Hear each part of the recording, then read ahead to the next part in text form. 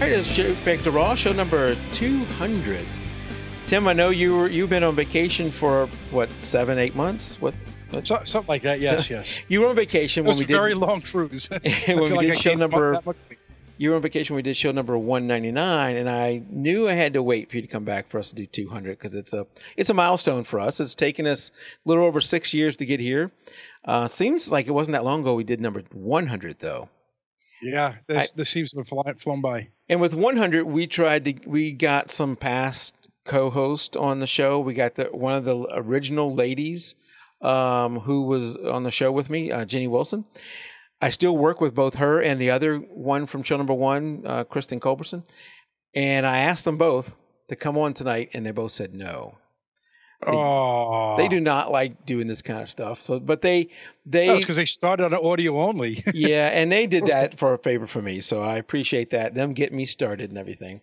But I wanted to wait for you. You know, this week, kind of things aligned. We had, show number 200 coming up. We had AD coming back from a nice trip, and it's his birthday. Yes. Today is AD Wheeler's birthday, and I wanted to have AD on to begin with. If we're going to have a special guest for show number 200, it's got to be AD. I don't know about that.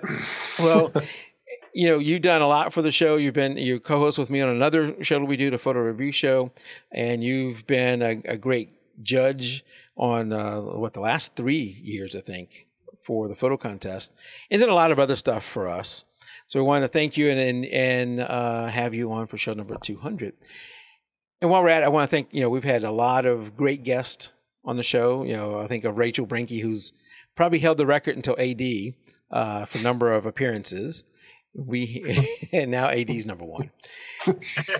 We've had Kathleen, who was a co-host for a while. We had, what's the other guy's name? We had a co-host for a while. I see his post all the time. Maybe you'll remember his name as I talk. No, he was a guest. We've had a great guest. And, of course, we have some, great people in our community out there who watch or listen to the show, who are in our Facebook groups or follow us on Twitter, all that kind of stuff. So we really appreciate that. And I know probably if you discount YouTube and Vimeo, the majority of people get the show for audio. It's a little more than 50%. And often what we do, and what we'll do tonight too, is stuff that you're going to have to use your imagination if you're listening to what we're talking about. But every once in a while, maybe check out the video portion, because I don't do a great job always remembering the audio, guys and girls. So check out the video portion every once in a while, or the YouTube, so you can see what we're talking about. All right. With that said, we'll do one other thing I want to talk about before we get into AD's big event here, or 2 other things. One is the other thing that lined up this week was what, Tim? The eclipse. The eclipse. The moon. Well, it probably lined up a lot more for you than it did for me up here in New York. And I think your audio is messed up. You're not coming out of your mic. No, it's not. I'm having serious problems tonight. This is not. People may think this is show number 1. My microphone crashed, and now I can't get it up and running. So. All right, well, you can work on that one. It's not in there, so that's my webcam microphone. That's forever going to be known as the Tim swipe. The Tim swipe. Microphone. Get out of here. I have to take out the headphones because I can't use them either. Okay, so well, down by you had the eclipse was. Did you get the full eclipse, or was it just we got like 97%. But what I wanted to show was if we go over to our Facebook group here, facebook.com/group/JPEG2RAW. I put a post out there. Hey, anybody taking photos? And we had a lot of people who posted it. Let me find it. Who's taking? Here we go. A lot of people taking some photos. I want to just scroll through and show a few of these in our group. Here's Millen's shot. Did he take this from a plane? No, that's National Geographic. He posted it. Okay, that's not Millen didn't take that shot. Samantha, Tim Foster, Charlie Duncan. I'm going to go through these pretty fast because there's quite a few. Mark Dement. There's a few in here that are just outstanding. Here we go. Roger posted a whole series. Go ahead. Were you going to say something, AD? Yeah, I love that there was a full solar flare during the actual eclipse too. Yeah. And so if anybody wonders, when they look at if anybody's photos are genuine or not, when they're in the full corona, on every single one of the photos out there, you can see a ginormous solar, like an X-class flare going on right on the edge. Where they say like the beads that go around the outside. When the coronas, when it was in full effect and you could see the corona, there's a huge flare going off. And I thought that was amazing. Not only that the fact that we had an incredible event happen in our lifetime, but then on top of that, have this beautiful flare that's showing up in everybody's photos. And I wonder if this one's from Rich Turner, and I wonder if that's what you're talking about right there. Yeah, right there. That's an X-class coronal flare. And basically, when we get northern lights here, they're caused by that flare from the sun. That's shooting gamma off the sun, and then those waves the electromagnetic waves rain down on our poles, and that's what causes the auroras that we see. So shortly after you see something big like that, there's a good chance there's going to be some amazing auroras as well. Well, Rich says he got this from Columbia, Missouri. Nice. I like this one too from Jeremy Lathorn, the diamond ring effect. Yes. Oh, Yeah. yes. Yeah. So, I'll just scroll through. Mike, you need to plan 6 years from now. We're going to have another one, and it's coming through New York. 2024, yes. I think we need to plan a group, like get you up here. Mm-hmm. We'll get a location picked out, and we'll go out there and we'll have a good time and camp out for a night and just hang out and maybe do JPEG to live raw, live in the field when we're doing an eclipse. That would be awesome. That sounds awesome. I didn't have any glasses this time, but so many people in the office had them, so I just borrowed some from somebody else. That's what I wound up doing because we only got to 70% here, but I wasn't planning on looking up. And I walked outside. I was like, boy, it doesn't even look like anything's happening. Yeah. It looked a little muted out there, but not what I expected considering 70% of the sun was. Yeah, and in the 70% zones, we noticed like a little dulling effect. Mostly what was really cool was our morning glories opened up, which I thought that was pretty neat. Like they stayed closed. They were closed all, in the day. They close up during the day. And then when the eclipse started to go into effect around C2, just before C2 came in, before totality, the morning glories all opened up in our garden. I was like, that's cool that they know, they're sensitive. They know they're like, oh, we got extra time. We can hang out today. So, but yeah, I didn't film it. I didn't look at it. I didn't have any glasses. I watched it on NASA television. Quite honestly, I've been processing photos since I've been back and didn't have time to get a filter and do it properly and all that kind of stuff. But I love watching everybody else's stuff. Well, now we have 6 years to get ready. Yeah. Yeah. I'm going to do the next one for sure. And I want to do a planned shot. So, I want to make sure I know right where it's going to be and plan for it and do something like that. Well, maybe I'll come up there and just cheat off of you. I'd be more than happy to plan that. In fact, that's kind of what we're talking about tonight, right? Yep. Before we get to that, though, I want to talk about one more thing that happened today. I think it was announced today that has really fired me up. I think it's fired you up and fired up a lot of other people too. And that is an announcement from CrashPlan. If you've watched the show, if you've been watching the show for a long time, you know that I preach often about backing up and the need to back up not only locally, but the offsite. And I have personally recommended and used CrashPlan for a long time now. I personally have over 12 terabyte of data up at CrashPlan. And today they announced that they are killing the CrashPlan for home. So if you are a CrashPlan user, they are killing this effective August 22nd, 2017, which is today. They're no longer offering new or renew CrashPlan for home. So, and then by October 23rd, 2018, a year from now, I guess it's totally gone away. So if you look at where your plan is now, if you have the paid plan where you're backing up to them, or if you have the free plan where you're backing up to a friend or another computer, which I have both, once that subscription is over, It is over. I think they may be giving you 60 extra days.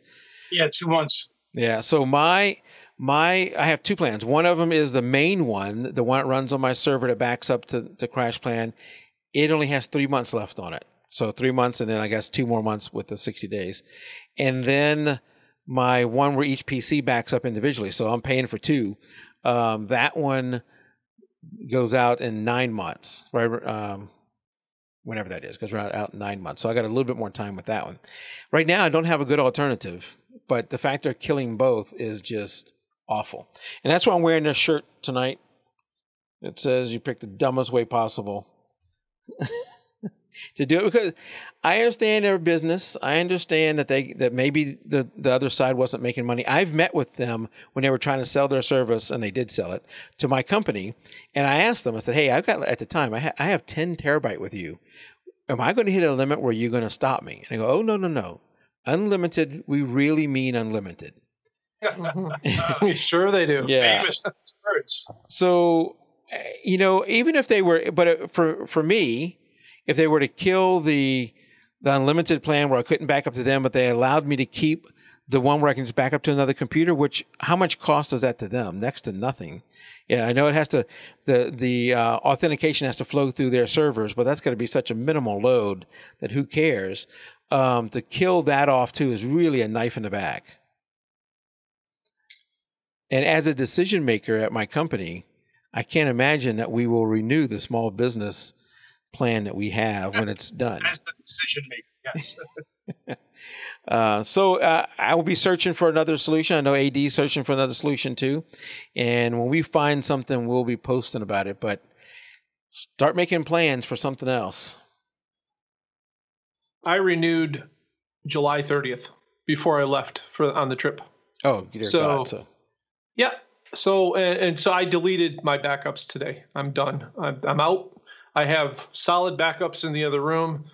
I'm buying another system, and I'm going to park it at a friend's house and connect it to the internet. And I'm just going to sync it between the two. I'm going to copy the files off locally here on the machine, and then I'm going to move it and put it in a nice room at my parents' house, and going to hook it up and just let it have an offsite copy. I'm done. Because I mean, one thing that gets me with these companies is that, like, when you think about it, when you sign up for this and you're trusting them with your data, if you stop your subscription, you lose your backups. If they go out of business, you lose your backups. I mean, how safe really is it if you think about it, right? Mm-hmm. How safe is it for these people who can just, it's like social media networks. We tell people all the time, have your own website. Make everything come from your own website. Don't rely on Facebook. Don't rely on YouTube, whatever, because they could go somewhere tomorrow. I mean, how many times do we get something going? I think of Vine and MySpace, and these people put a lot of time into this and the Vines, if you ever were on that site, were amazing. They were doing videos that were mind-boggling, and then they're just gone the next day, and they've lost their networks. They've lost everything that they built on. But if they had their own website, that's where you want to get your core audience at. Get the people to go there. It's tough. It's a lot harder to get people to go to your website. Mike, you know darn well, as much as you do this and as nice as you've made the website, getting people to go there is a lot tougher than getting them to go to Facebook or, but it's, in the long run, it's worth it. So. That's true. I think if you're a photographer who you're selling any of your work or you're using your work as your advertising, have your social media presence, but you should always have your home base be your website, because even if the host goes out of business, as long as you're making backups, you can just put it on another host. That is really the only thing you can control and you can move around. If Facebook decides tomorrow that, hey, you know what, we're done with Pages, we're not doing that anymore, and you're relying on Pages as a big part of your advertising, yep. You're scrambling for something else. So I tell you that, again, as a decision maker for our company in the IT side, we get approached all the time from people who want to sell us their cloud service. Even the big accounting systems now, they want you to do that as a cloud service. And this is just, CrashPlan doing this is another reminder that once you put it in the hands of someone else, you've lost a lot of control. So I'm not really in a good place right now with my storage because I don't have a good solution for offsite. And it's something I'll be looking at. So I just wanted to mention that today because I know I've told a lot of you guys that is a great solution, CrashPlan, to do that. There are solutions if all you're looking to do is backup photos. You know, I think even Amazon has, if you're a Prime member, has free unlimited photos for now. Who knows what they'll do eventually. Not RAW, though. Oh, not RAW. So there you go. No, they'll back up JPEG. They'll back up PNG, but not DNG as in RAW. DNG. Yeah, and so I had Amazon Prime for a while. They were the world's worst backup system. I did a big review on them. It was slow. Half the time, they couldn't handle the number of files. Like if I went out and did a shoot and I had 2,000 files in one folder and I copied 5 folders with 2,000, and I ended up with 10,000 files, their app would just get stupid. And CrashPlan did that too. I never got a 100% backup with them on the Unraid system. I had a 100% backup on my main system, my studio system, but I never got Unraid all the way there. With them, it's just their apps are, they weren't great, and but they were supposedly well known, reliable, and then all of a sudden, I got the email you got. So, well, as I find stuff, I'll post it. As maybe as AD, if you find stuff, let us know too. And if you guys out there find a solution that works for you for both internal, local and cloud. Or external, whatever, offsite, let's say, solution. Because I still believe that's what you need to do. A local backup only protects you from hard drive failure, something like that. You give a fire, or flood, or a theft, you need that offsite stuff.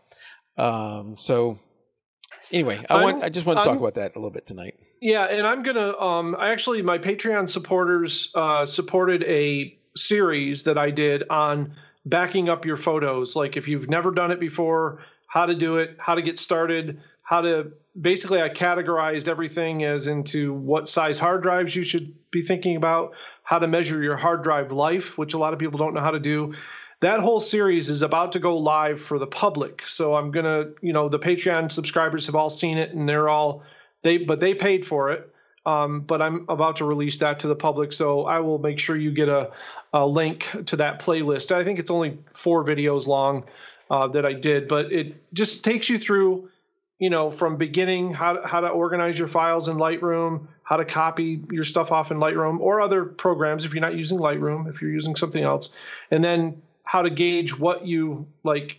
If you're on external drives now, how to buy a NAS system and what a NAS system is, or how to build an Unraid system if that's the way you want to go, or if you just want to back up to simple off-the-shelf hard drives for right now just to get backups. All of that's in there. So I'll get that done this week so you can share that with everybody. All right, very good, very good. I'm just interested to see that. And I am, the chat's not working for me in Facebook. So if you guys will watch the chat in Facebook, there's anything I need to comment on. All right. So now let's get to the main topic after all that. And that is, AD, you just went out to where? What did you do? And who'd you do it with? So it's become a little bit of a tradition now, I guess, second year in running, and we're already planning the third year now already. I had some friends that I met up with in the Arcanum. Lynn Wazicki, who you've had on the show, I think. Okay. Mary Preston Roberts and Greg Crosdill, who were all with me in the Arcanum. We all became friends. We work at Travel Obscura together, the website. They're writers and amazing photographers. And they've become amazing writers, too. I want to add that in there as well because they work very hard on that. And we got together last year in August, and we went up to Acadia. Lynn had mentioned to me, hey, let's get together sometime and do some photos. And I said, well, how do we go about doing that? And she said she's done it before with where we rent a house and we all stay at the house. And of course, I've never done that before.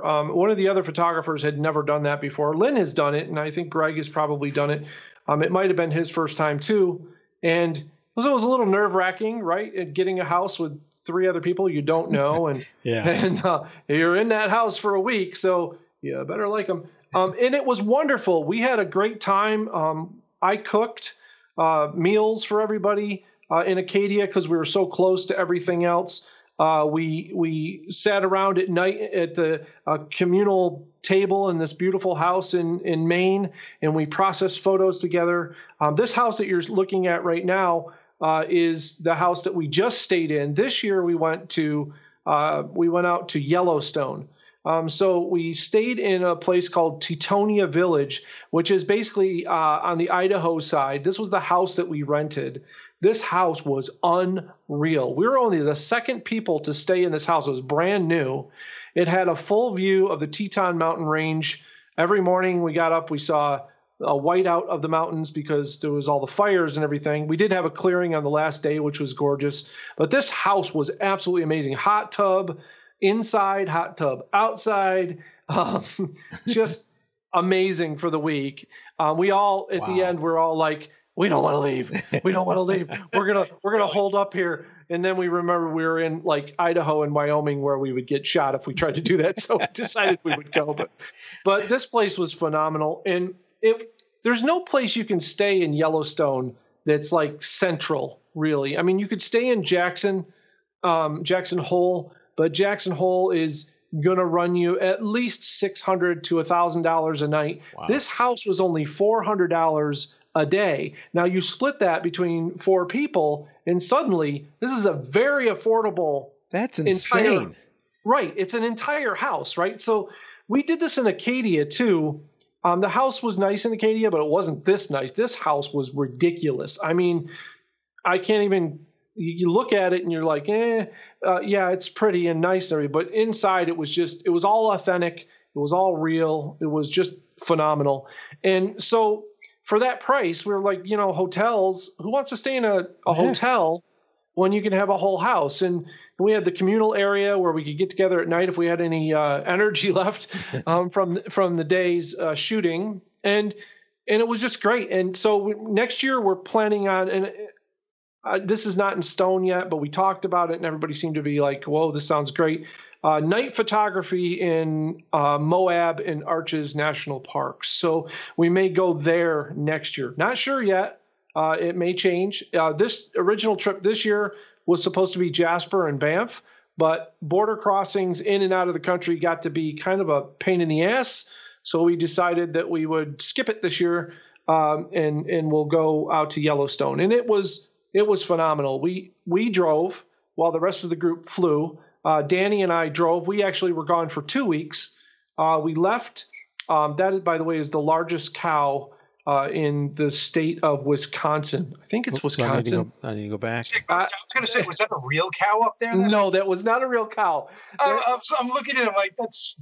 So when you're driving, so there's nothing in North Dakota, guys. Okay, it's a beautiful state. Don't get me wrong. I love you guys in North Dakota if you're out there, but there's really not a whole lot to see on the road. So what they've done is they have this place called, and I'm going to get it wrong. It's like the imaginary, the Dream Highway or something like that, that these guys made these wonderful sculptures. I don't have many of them. I think that was in Wisconsin just when we left North Dakota. But all along this road, so we took, I'm just looking at a map here, so if you guys are watching me, we took, what's the long road here that goes through the middle of everything? 94. We took Route 94 through North Dakota. We stayed in Dixon. And as you drive, there's all these like the world's largest frog, the world's largest cow, the world's largest bison. But it doesn't mean that like a live bison. It just means that they made like a sculpture of this giant. So we see them and we saw this cow and we're like, the cow's name is Sue. We have to stop and take a picture of the car, which is Sue too, and take a picture. It was destiny to go find this giant cow on the hill, but it was really cool. I mean, it's just this giant cow with picnic tables around it, and that's what their thing is. Like go check out our cow and hang out with our cow. And it's really bizarre, but I guess that maybe the drive you're doing. There's a lot of people who drive by, and got to have something to get people to stop.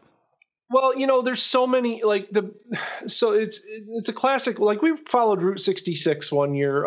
Lou Quattrini and I drove out west, and so much of America has been bypassed by the highway. So if your thing is like service plazas and Sbarros, you can find the world is the United States is full of beautiful versions of those, but there isn't. That's it. I mean, once you've seen one on an interstate, that's all you see for miles. And I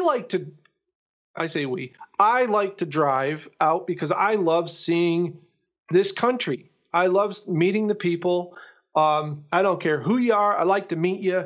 I haven't met a bad person yet, knock on wood. I've had some scary incidences, but not bad. They've just been scary probably because of my ignorance. But it's always been exciting, and I just love traveling on the road and driving and seeing.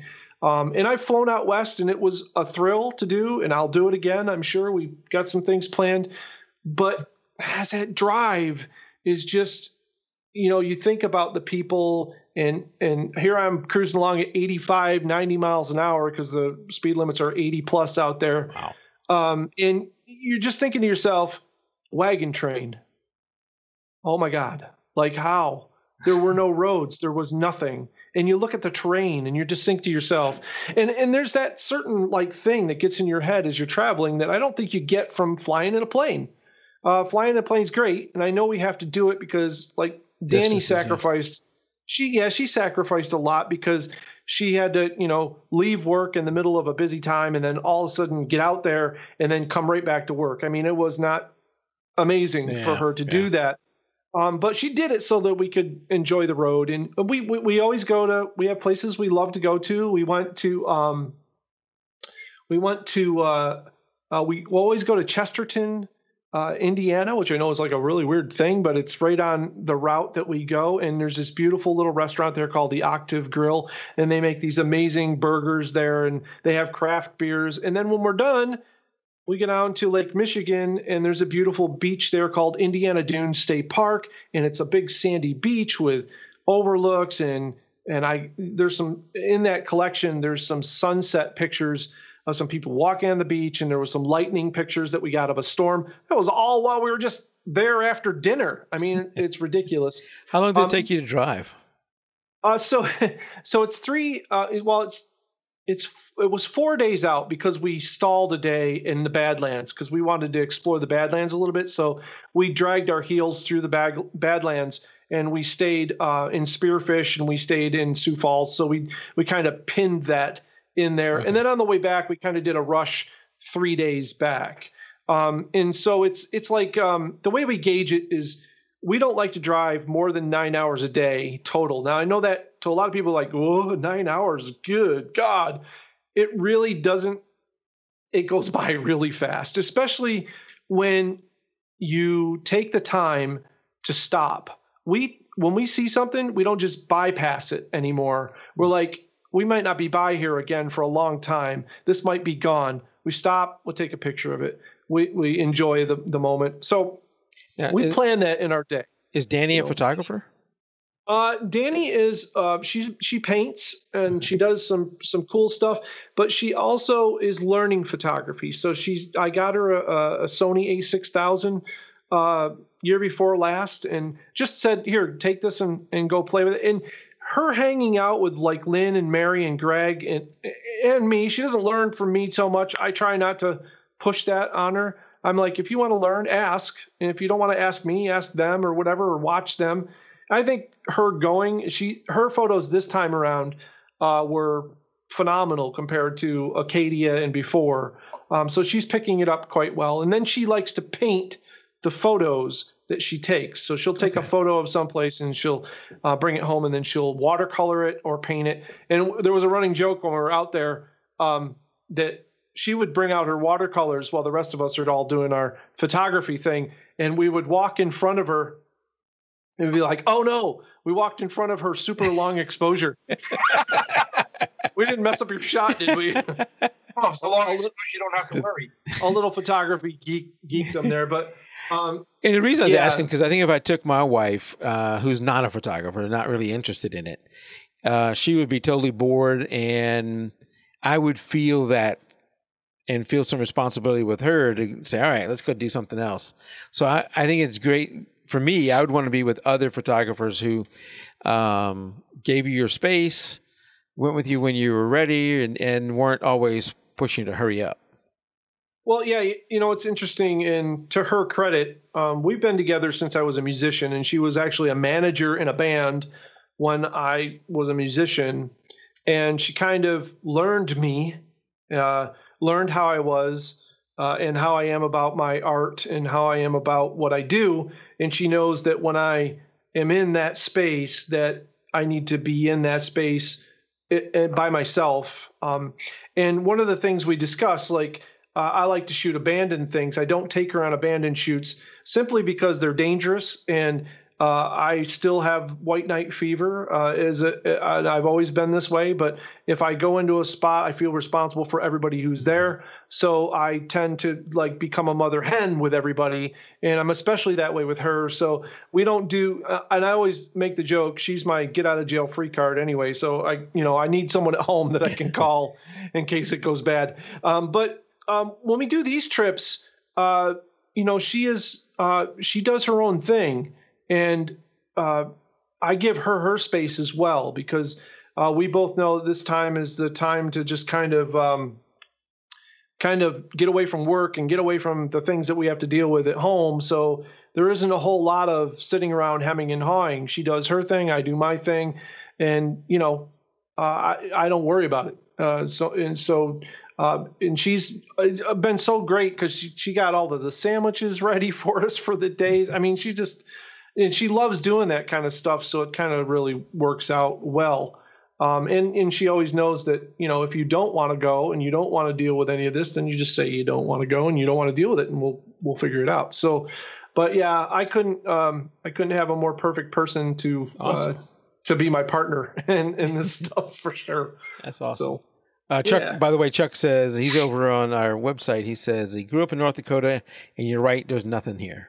Oh no! Come on, Chuck. You guys have. I can't remember what the name. Danielle knows the name of it. I gotta find it. It was this highway we went on, and it was just phenomenal. It was to Regency. I think it was to Regency, North Dakota, or I could be in the wrong state. That would always happen. I'm trying to look at my map here. Anyways, these farmers, 25 farmers, got together. And they made sculptures every 5 miles or so, these giant sculptures. And they're just on the side of the road. And some of them were these giant fish and a giant farmer and his wife and his kid. I think that picture's in the slideshow. I haven't processed those yet, so I don't have them to show you. What you're looking at right now, though. What do you want me to show?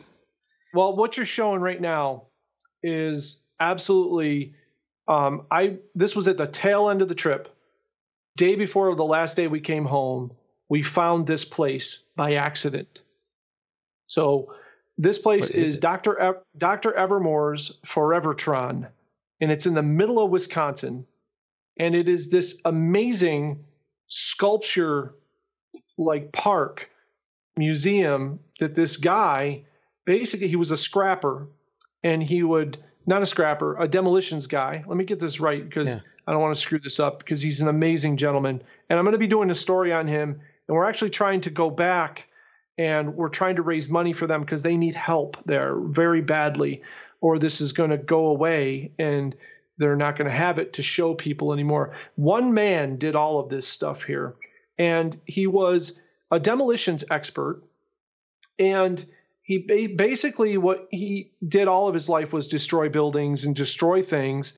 And he finally got sick and tired of it and wanted to start creating things. So he used the fact of all these connections that he had with people to get all of these scrap items in bulk.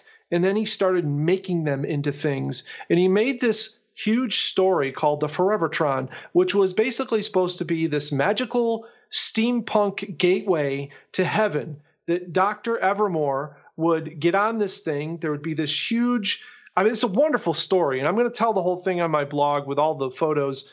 Right now, he has had 7 strokes. Oh. He is in special care right now, and his wife, Eleanor, is Lady Eleanor, as she's known as, is kind of overseeing. She's an artist as well, but she doesn't do the welding and the sculptures like he does. And she's kind of overseeing the place. And I got to talk with her extensively during our visit there, one day only, to see all this. And it was, I've never seen anything like it, Mike. I've never seen one man do so much amazing things. Now, the thing to keep in mind is that all of the things that you see in the photos, they're all kind of processed the same here. You have one up on the screen right now. Yeah. Here's another one. He doesn't, everything you see there is built out of a pre-existing component. Nothing is bent or hammered. Wow. Right. This is the amazing thing. And this is like 2 acres of this is in there. We bought a little creature. It was amazing that he built out of like brake parts and spark plugs, and it just looks like a little dragonfly thing, and it's amazing. But you know what I love about you and your stories is that you don't just visit the place and then go on and, you know, down the road to McDonald's and get a burger. you get details and learn stuff about this and make it so much more exciting. Well, a lot of people, I'll be honest with you, when we saw this place, there was a sign on the road that was hand painted that said Dr. Evermore's this way. Yeah. And it had this cool spaceship like drawn, and Danny and I are like, what the hell is that? And I'm like, I don't know. Looks cool. She's like, you didn't know about this before you went there? No, dude. This was completely a drive-by. Yeah, I'm just looking at it on Wikipedia, and this thing weighs a total of 300 tons. Just this one piece. Just this one piece. He's got two Thomas Edison dynamos from the 1880s, lightning rods, high voltage components from the 20s. There's a piece there. There's a piece there from the Apollo space mission. Yeah, a decontamination chamber from Apollo 11. That's amazing. This guy is just a treasure, and it's hidden away off the road next to a junkyard because he used the junkyard's space. He met these guys and basically befriended them, and then asked if he could rent some space on their land.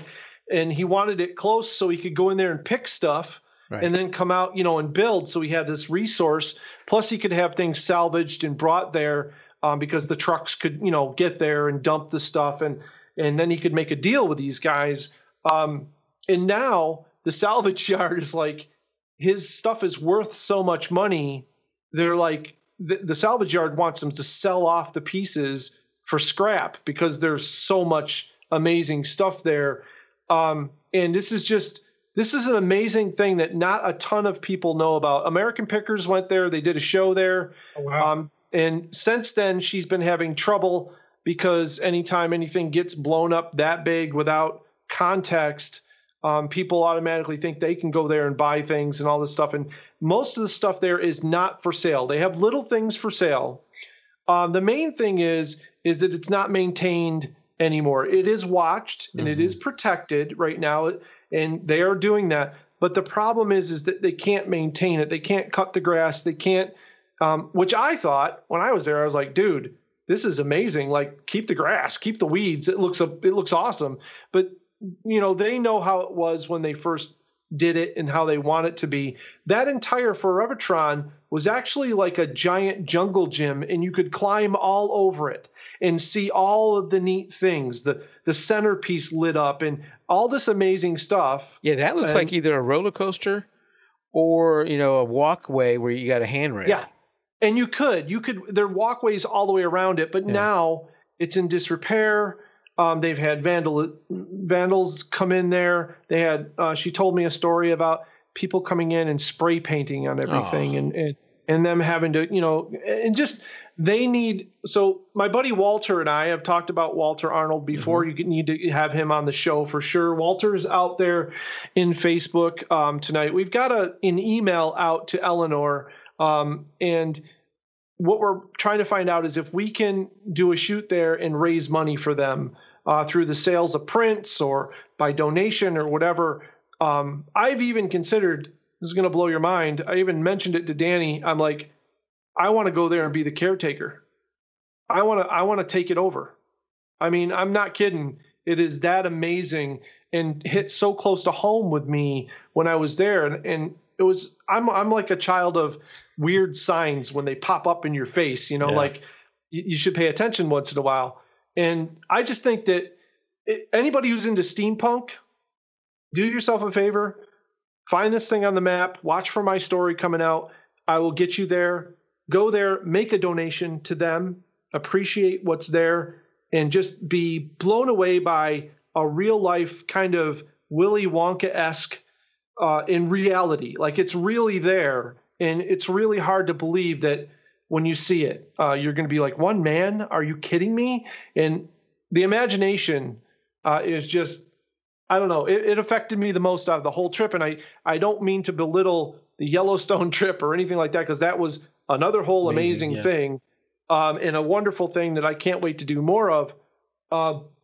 But this was just one of those things that didn't plan it, it just happened. And, we planned a lot of things on the trip and a lot of things didn't go well, just simply because of the fires and all the crap that we had to deal with out there. We wanted to fly a lot. We found out can't fly anywhere out there. Fly, you anywhere. mean the drone? You can't fly anywhere. Well, yeah, I saw you flew around the house, though. I did fly around the house because I had permission from the owners. But in Montana, they have a no-fly, period. You don't fly anywhere in Montana. In Wyoming, you cannot take a photo of anything that you do not have written permission from the air. So you can't fly anywhere in Wyoming, period. Wow. That's insane. Without written permission. Is that because it's all you can't be all national park? No, it's not. You can't fly in the national park without a permit and all of that in a commercial license. But outside of the park, any private lands, anything that's state land or anything, you cannot film it, period, without written permission in Wyoming. Wow. So yeah, it's, and so we brought the drones and we kind of all laughed at the end. We flew around the house for an hour. That was it. I guess that was fun. Yeah. One thing Chuck says, next time you're in North Dakota, head 80 miles north from Fargo and you'll get to shoot a lot of abandoned places. I guess I know. Oh man. That was we wanted to do that. It was just, we had no time left. The Forevertron thing kind of stole a lot of our time. I had known about the abandoned stuff up north, and it's on the list. It's definitely on the list of things to go see for sure. All right. Well, that's amazing. And if somebody wanted to donate some money there, how would they do that? Well, you wait for the story, because I need to make sure of the connections and that it goes to the right place and all of that stuff. So I'll get the story out here in the next couple of weeks. I know Walter's going to be working on a project with them, hopefully, if they cooperate. They're very gun shy right now. Sure. I talked to Eleanor at length. I think I became friends with her. I'm not selling my images from this shoot, just so anybody's wondering. You cannot buy my images yet. They'll be on the story, but they won't be for sale. Everything there is copyrighted. They've had people take pictures. They've had people copy things. They've had people, basically go there and steal. That's what they're doing. Right. And so I think right now it's just a fact of she's guarding it. He's not able to really say what needs to be done. She doesn't really have a backup plan. So what we're going to try to do is lend some help to her as other creatives and just see what we can do to try to raise some money. I know money doesn't always solve all the problems, but at least if they have some cash flow, maybe they can hire the people that they need to do some things there. and that sort of thing, because it is amazing. It is absolutely amazing. It is unfortunate because unless you have kids or something that can carry it on, those kind of things, they have a life to them. Unless you can find somebody that can take it on after you're gone. And as you age out, what is that? That's one of the things that would sell.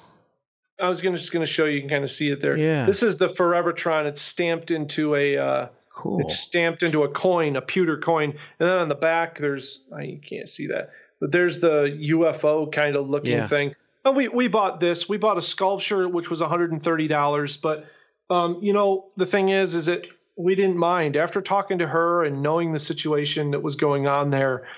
The sculpture's about yay big, and we have no place to put it. I mean, I don't know what we'll do with it, and I really don't care. It was just the fact that we could support. We bought his book as well. He has a book out that's signed, and he signed the book and everything ahead of time. So I want to help people get there and check it out. If you are a steampunk fan, you will absolutely freak out because this is the real deal. I know Jules Verne had a lot to do with steampunk, but this guy, he did more than just write a book about it. These are real things that, when you see them, you're made like, by hand. Yeah. Yeah. Blood, sweat, and tears. Yes, absolutely. A lot of it since 1981, he had been putting this park together. So wow. Well, we'll be looking for that post. Let me know when it's out, and I'll share it on our page too. I do have one other thing to show you. These are our own coins. One for Maine and one for the very boring state of Wyoming. Sorry, Wyoming, but that's you in print. But I 3D printed these, and our people who are going on this trip with us each year we're handing out a commemorative coin to mark the occasion. That it says on it. It says on it, like the main one says Acadia National Park, Maine, and then the date, which was 2016, and it says explored 2016. So got a kind of our own coin system going now. So that is sweet. Yeah. A lot of fun. Yep. Any other images you want me to highlight here? We've scrolled through a bunch of them. There's a lot of great ones here, but any ones you wanted to?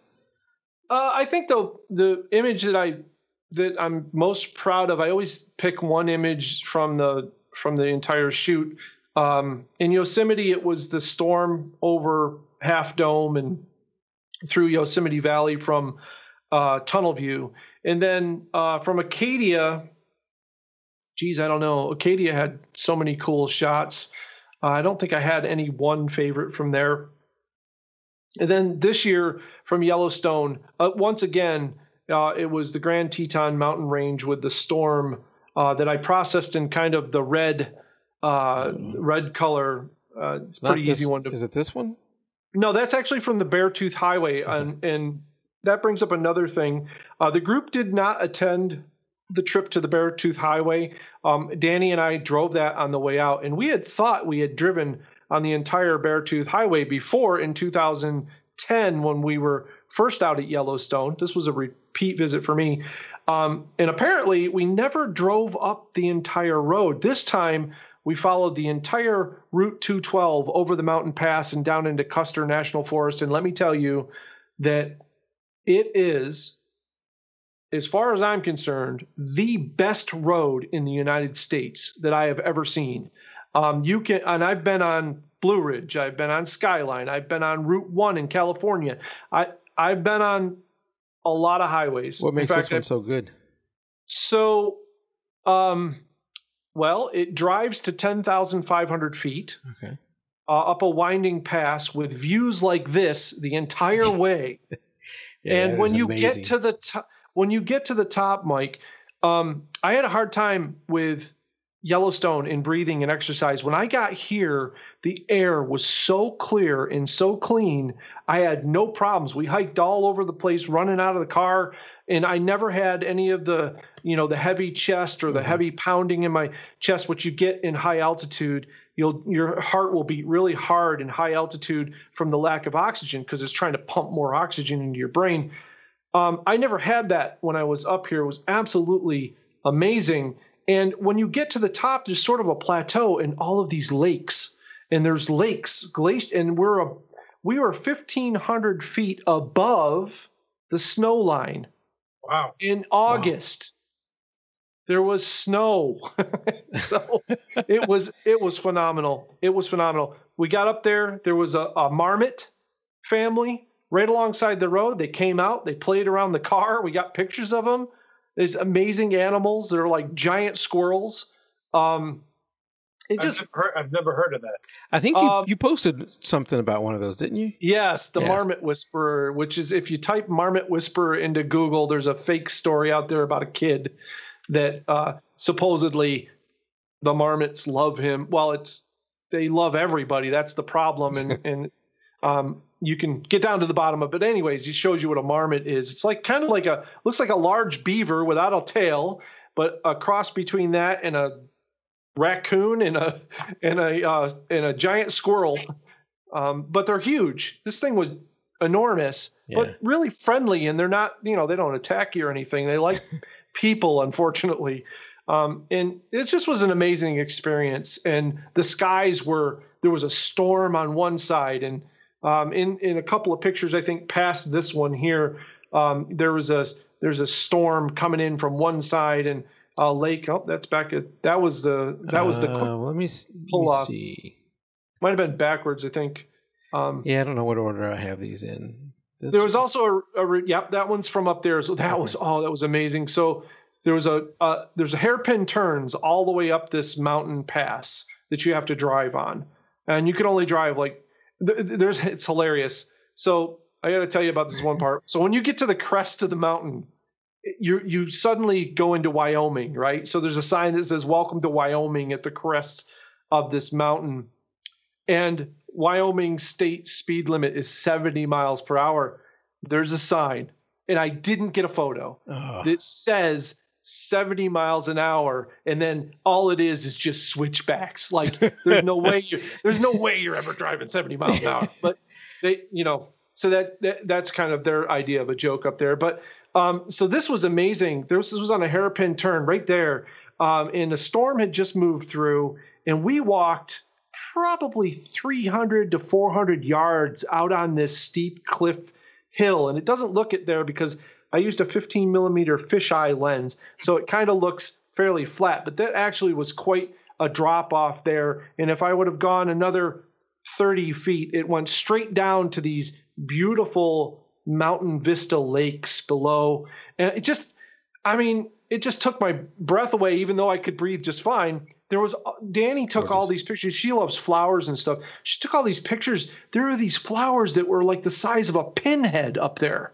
And they're gorgeous. They're everywhere. And I accidentally started to walk off trail and realized that I'm walking on all this amazing flora, and immediately got back on the trail. If anybody goes there, stay on the trails because there's so much of this beautiful mountain flora that you don't even see it. It looks like grass. I mean, but you get close and you're like, holy crap. And there was these things that look like barnacles up there that were like dried flower plant life. It was just amazing. And I think that it wasn't just the drive, which the drive is beautiful. Anybody who's on a motorcycle who's been up there will tell you it's ridiculous. But it was the fact that you can stop and just get out and start walking and see all these amazing vistas, no guardrails, no fences, walk off the cliff if you want. It's up to you. But speaking of staying on trail, Tim, who's our friend who we had on the show a couple of times? He travels all out west. I think he lives on an RV and does traveling all out there. Anyway, he posts every once in a while. He's often in Yellowstone and those other places, and a big advocate for staying on trail, don't interact with the wildlife like the buffalo and stuff. And he posts. There's always some idiot who thinks it's nice to go walk up to the glacier and get something out of it, or walk on that pristine land. You're going to ruin it for other people. Yeah, people don't understand the amount of damage. When we were in Grand Prismatic, which is in the Midway Geyser Basin in Yellowstone, which is like one of the most beautiful geyser areas in Yellowstone, there's specific signs that say don't touch the bacterial mats. The bacterial mats have everything to do with cleaning the water from the geysers. The bacterial lives there, and then the water gets into the main streams. And by the time it gets there, the bacteria has done its thing, and the water is good for the streams, and the fish are happy, and everybody's great.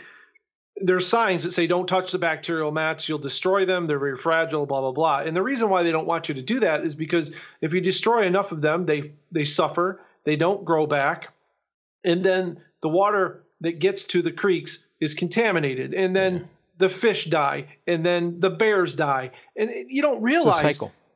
And people are right. You know, we saw things where people wrote their names in the bacterial mats with a stick, and I don't know what they're thinking. That's not okay because you have destroyed that organism right there. And here it was. I'm sure it wasn't done yesterday because it looked old. I mean, the buffalo do walk on the mats, but that's the buffalo. That's their land, and that's been happening for years. But if you add to that, scrawling your name into something that's not permanent and, messing about, you're going to cause more damage than the nature there because the nature's controlled. Matt Seuss is his name. Matt Seuss? Oh, yeah, Matt Seuss. Yes, Matt Seuss.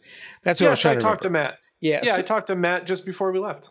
So, and the thing to think about is if you were the only person to visit that place this decade, this year, whatever, it'd be one thing. But you got to remember, millions of people are visiting some of these areas.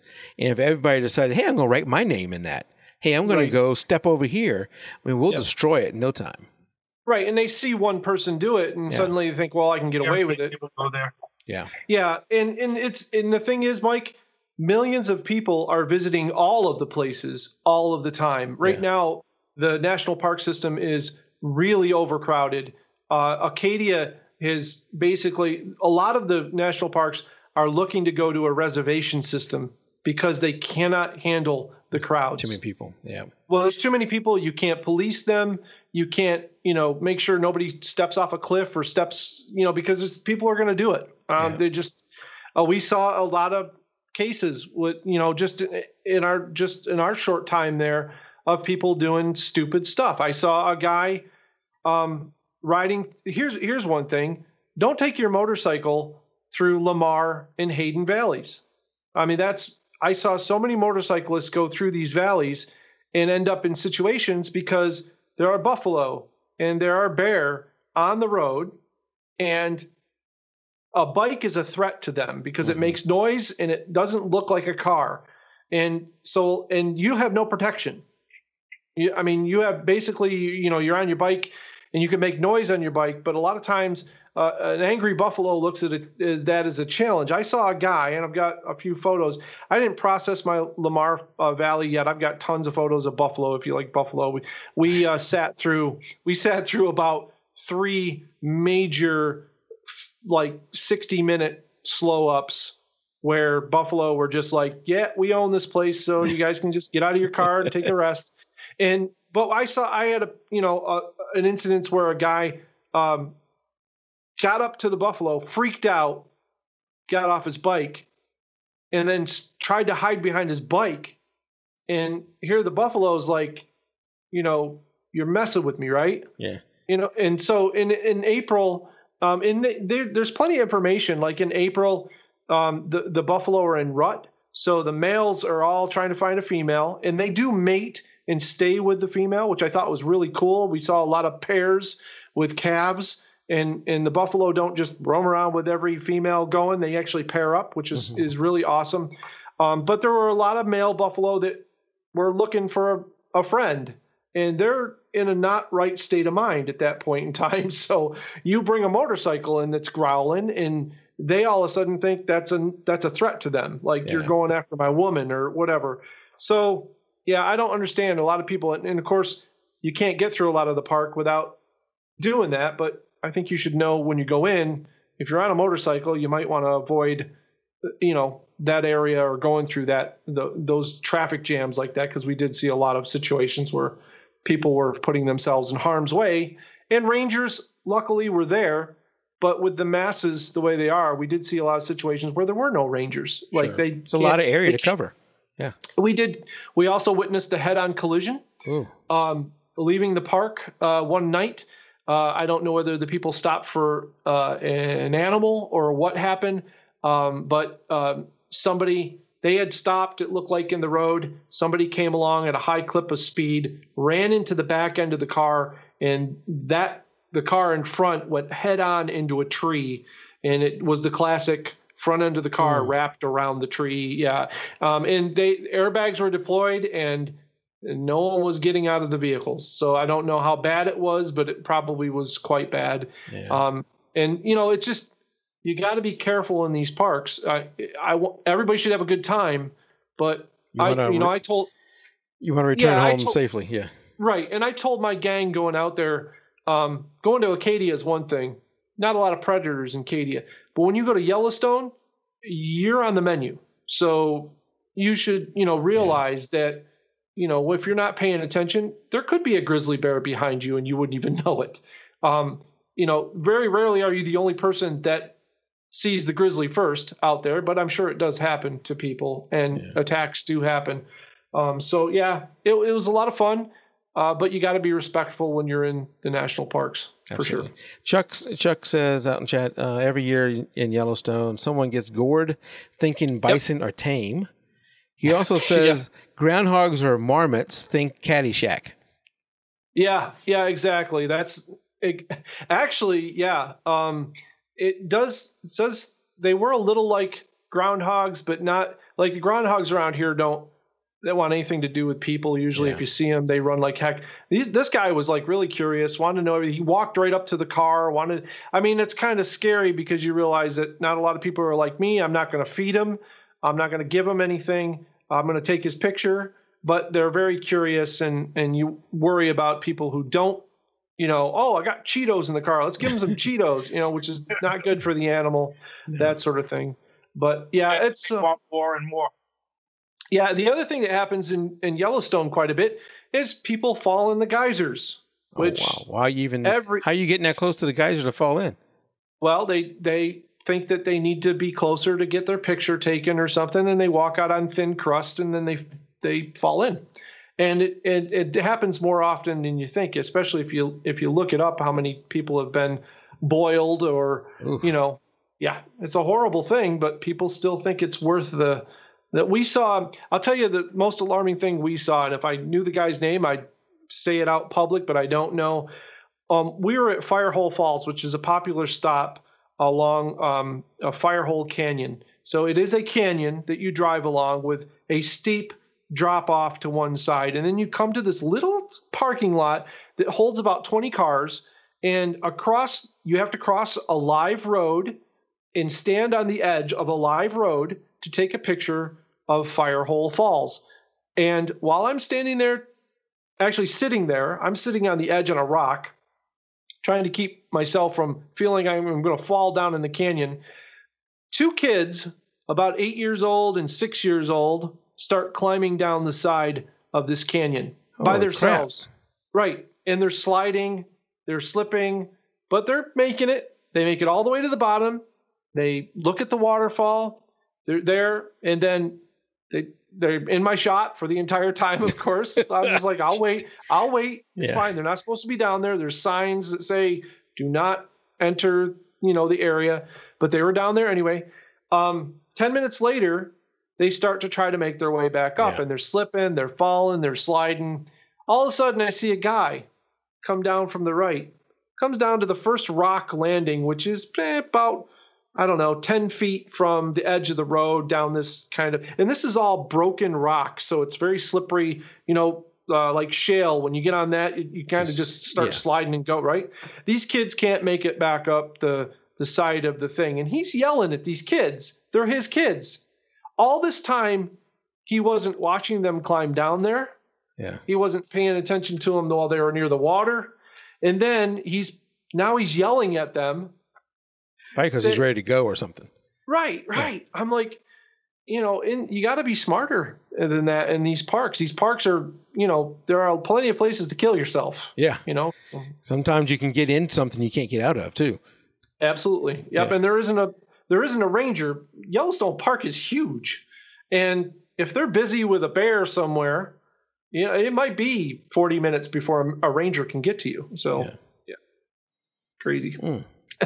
I was looking for that image you mentioned that it was your favorite, and I know you did a post on it, but I don't know if it's in the group you gave me. I don't see it. Yes, it was.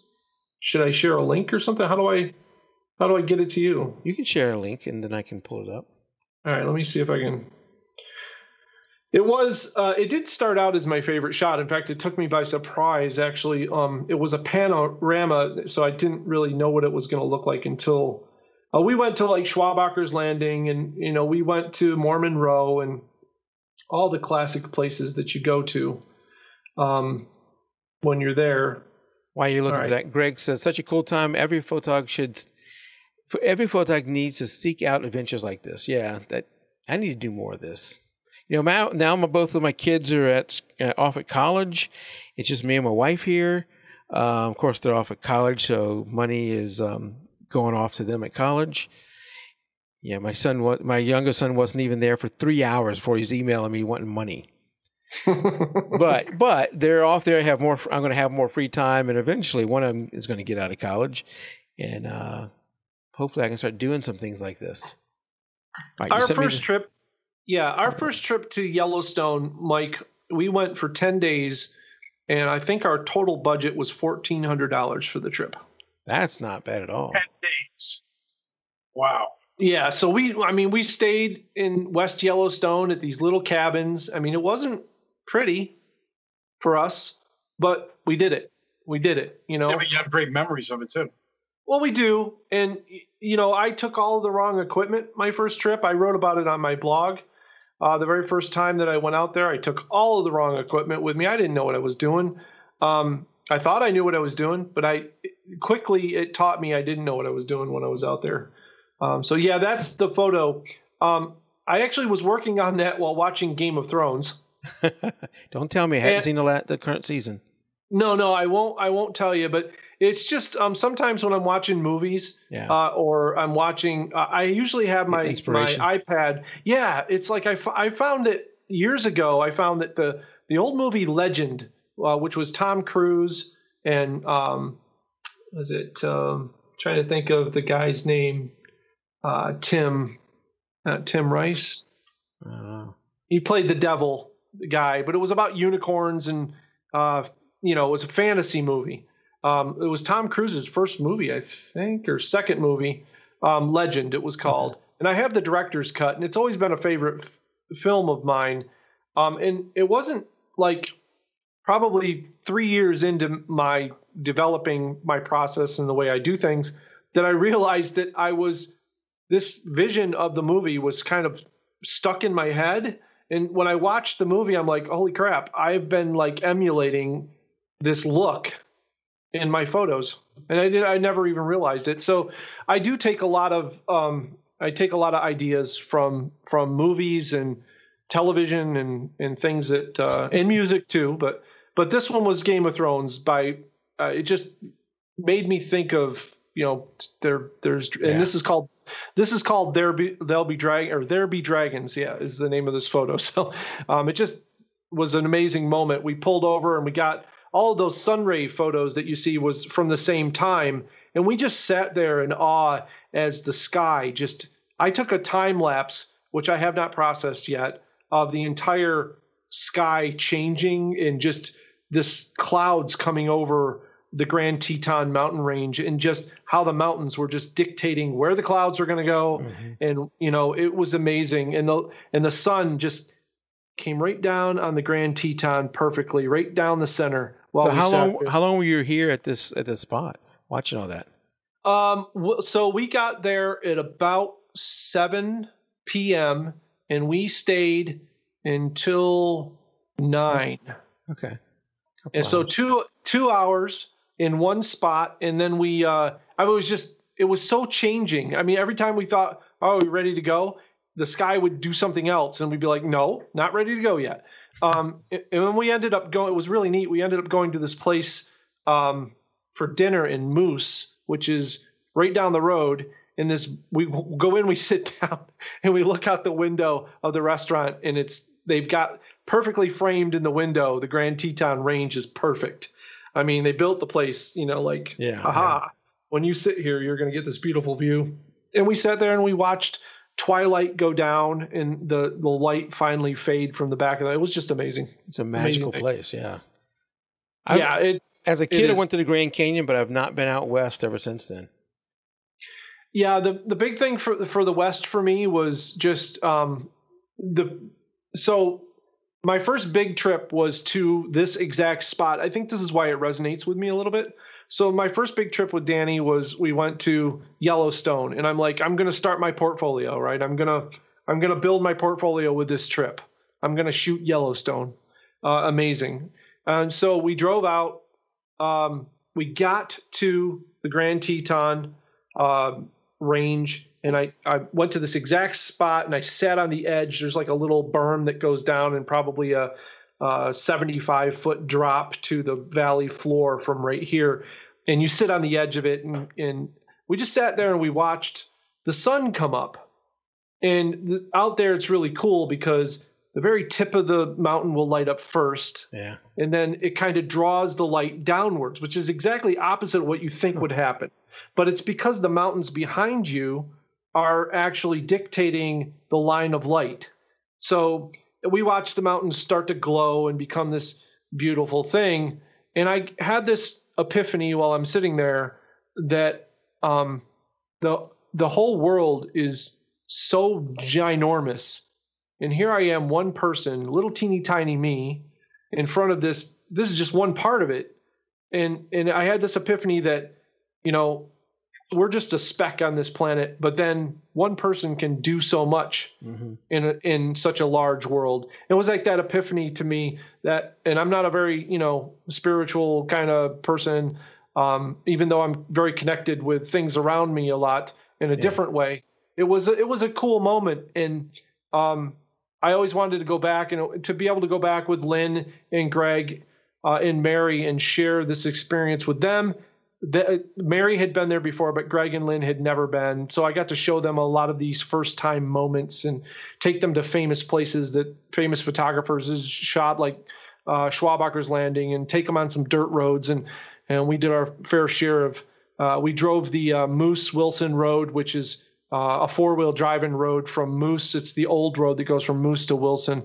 And it was phenomenal. There were some bears that a forest guy was dealing with. We didn't get to see him, but we saw him being dealt with while we were out there. It was really cool, but it was the experience of just taking folks and showing them and seeing the expressions and the holy cows and the wows, and that was just phenomenal. Well, so a great group, great trip, and some awesome images.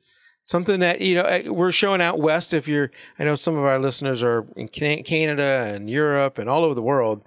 The point, you don't have to, you can come here, of course, and view these things, but, taking a road trip and going somewhere where you don't necessarily see every day is the thing. Beauty's all over the world. So taking a trip somewhere where you don't get to see everywhere every day and I think the thing here was you also have a group of photographers you can go with that probably enhances the experience too. Oh, absolutely. They're wonderful people to hang out with. We're constantly ribbing each other on stuff and cracking jokes and they know what needs to be done to get the shots and to get places and do things. And we all respect each other's, I've had enough. I'm tired. I'm done, sort of thing too, sure. Which is fine. I think the main thing that if I could tell people from my experience of doing this, the main thing is get the hell out of your house. Yeah. Just get out of your house, get away from get out of your zone, go visit people in other parts of the world, go visit outside of your area, go against the grain, visit and meet people that you normally, like I said, when I went to that, the Forevertron and we turned the corner and I'm like, I said to Danielle, I'm like, oh, this place is creeping me out. Like, I'm like, we don't know what we're driving into. Yeah. I didn't know it was there. And then I met this woman and she was so wonderful, dude. I mean, she just was, She was very brash at first. Like she came at me hard because I think she's used to people. You know, she's like, "Are you a commercial photographer?" I'm like, "No, ma'am. I write a blog and share my stories with people." She goes, "You're not going to sell these images." I'm like, "No, ma'am. I won't sell them. Don't worry." You know, I was like, "Holy cow, she knows what she's doing." So, and then I explained to her what I do, and you know, I have the choice at that point to lie to her and then be like, "I'm going to sell my images anyways," which I'm not going to do because I learned her story. Yeah. And I, you know, now that I know her story and now I feel connected.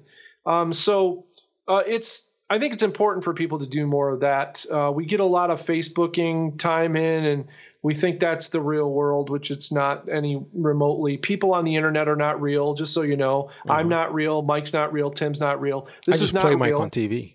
That's right. Absolutely. Get out there and visit people and meet with people, and you'll find out that the world isn't like what the internet portrays a lot of the time. I see a lot of bad stuff on the internet, and I think it represents about 1% of the people out there. And I think 99% of the people that are out there are amazing. So, you know, I'll deal with the 1% when I run into them. That is a great point. I need to do more of that myself. I know Tim and I are going, when we retire, we're going on an Antarctica trip, right, Tim? Oh, sweet. Talked about that. Hey, listen, I'm not fooling around. I can hook you up with the right people for that. Ron Clifford. That's why we thought about it. Yeah. We had him on the show a while back. Right. Ron can take care of you on that. And if you have an inkling to go to Iceland, I also have a gentleman, Mitch Russo, who's a friend of mine from Boston, who does trips to Iceland that he probably could arrange to have the right people handle all of that stuff. I would love to go to both places. That's on my list for sure. I would love to go to both places. When I retire then. And then I won't be retired. Yeah, right. Yeah, Tim and I have talked about it. We have not made any other progress other than talk about it. You know, the side effect, though, Tim, is after that show with Ron, I came back to the office, and I was so excited. I really would love to go there someday. And I was talking about it, and one of my coworkers has booked a trip there. Oh, wow. So Good. next summer or whenever season they go down, the next one that's coming up, he's going on that trip down there. Very cool. He's, 38, single guy with a decent job. So he's got a lot of disposable income. Hey, Mike, before we wrap this up, because I know you're probably getting close to wrap time. Yes, we are. I did want to talk a little bit. You mentioned about like fun and the photographers. One of the things I did this time, which I don't know if I see Greg's out there right now. I know Lynn's out there. I don't know if Mary's out there. She's a school teacher. She's probably not watching, but she'll watch it in the replay. Yeah. One of the fun things, I try to bring things that make it a little bit more fun than just going on a photo trip. So I've been thinking the coins were one of the things that I wanted to do for everybody. The other thing was I did this thing called the Cheap Camera Challenge. Oh, yeah. So you have some images. Now, I don't want to say who took what photos because I do want to. Yeah, I want to tell everybody these photos are not processed. I will tell you which ones are mine because I actually did a little bit of the challenge myself. But keep in mind the photos that Mike's going to show you are straight out of the camera. No kidding. I'm going to show you the camera photo. So this was my first camera that I used on my very first trip to shoot things. Where not a Polaroid camera or something like that, but this is, yes, you're going to be proud to know I'm originally Nikon. Look at that. That's right, original right there. So this is the camera that they use. Now let me preface these images by telling you that the challenge, and you guys can do this if you go out with other photographers. This is a blast. Yeah. Take a cheap point and shoot camera. Just give it to them. They have to shoot with it for the day and give it back to you. That's it. I charge the batteries. I don't give them any instructions. They don't know how to use the camera. They didn't know anything about it. Here's your camera. Good luck. And so these images are, and it just proves it isn't the camera, right? Right. It isn't the camera. Look at the images and you're like, holy crap. This is a 4.2 megapixel camera. Point and shoot. Point and shoot, man. There's no controls really on it. It does have a nice lens on it. It's got a 6 to 50 millimeter optical zoom, which is pretty nice at a 2.7 aperture, which is very bizarre, but that's what it is. And they just did an amazing job of, I'm looking at these images going, it's the photographer. It's not the equipment all the time. So kudos to those guys for playing along. They did a wonderful job. And each of them got the camera for 1 day. And so each of these photos that are from the same location were taken by the same photographer. I will not tell you who took what. They have not processed these. I told them they could process them if they wanted to. Totally up to them. I actually looked through them and went, you know what? I think a lot of these are just good the way they are. I don't think they need much at all. And I just thought it just showed off the raw photographer without. That is a cool idea. It's a lot of fun. It's a lot of fun. I was going to try and guess which one of these is yours, but I can't.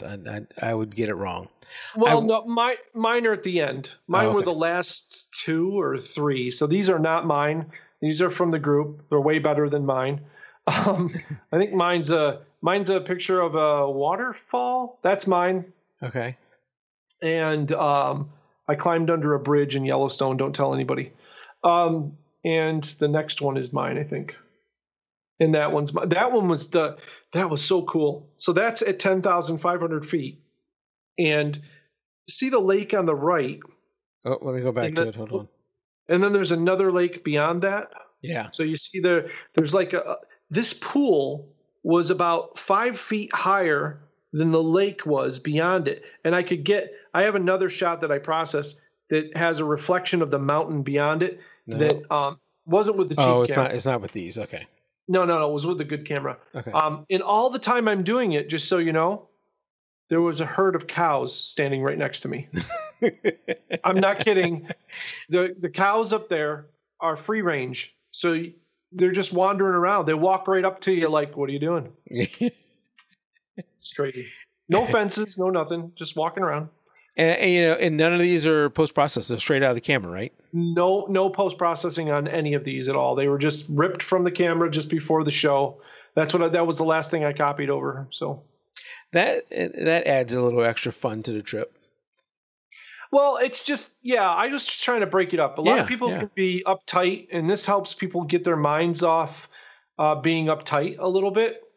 So it just basically allows them to kind of let loose a little. And we had a lot of fun with it. I wouldn't tell them what day they got the camera, and I would often set the very first day I set the camera down on the table, and Greg sat in front of it. So I was like, hey, Greg, guess what? It's your day. And then he would have to take the camera. And then the other day, I would just sneak it. And I think I sneaked it on Mary. I put it in her backpack without her knowing it. I mean, it's just, I just had fun with it. And they took it and ran with it and did a phenomenal job. Just absolutely phenomenal. Yeah, awesome. Well, AD, thanks for sharing all this with us. And happy birthday. I know I think I said at the beginning. Hopefully I did. I might have said it at the part that we're going to have to cut out. But anyway, I'm saying it now at the end. Happy birthday. Thanks for coming and celebrating show number 200 with Tim and I. Tim, my pleasure. I said thank you to all these people. I can't remember if I said thank you to Tim. Tim has been with me since show number 4 for 6 years. So big thank you to Tim, whose mic is not working tonight. He's having to go off the webcam mic. Need to get a new computer. You don't have to replace the computer just because the mic doesn't work. No, I just want a new computer. Okay. Well, thank you guys. And thank you guys out in chat for hanging out with us. I know some or all of the people who went on the trip with you were out there on Facebook, and quite a few people out on YouTube. And Chuck, I think, was the only one. He was alone over on our website. So you can do either one of the three, Facebook, YouTube, or our website. I try and watch all three. To keep it going. So thank you guys for coming out. We're going to end the live show right now, but we'll be around for a little bit of post show before we head out. Until next show, keep it raw. Good night, everybody. Night. Night.